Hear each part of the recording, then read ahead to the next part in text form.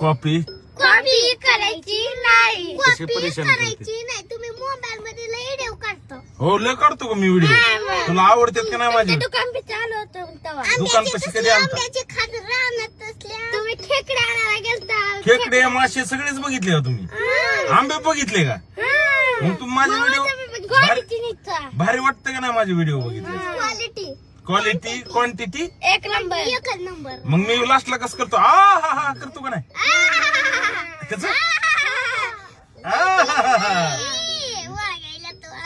वळखायला बोलायचं नाही.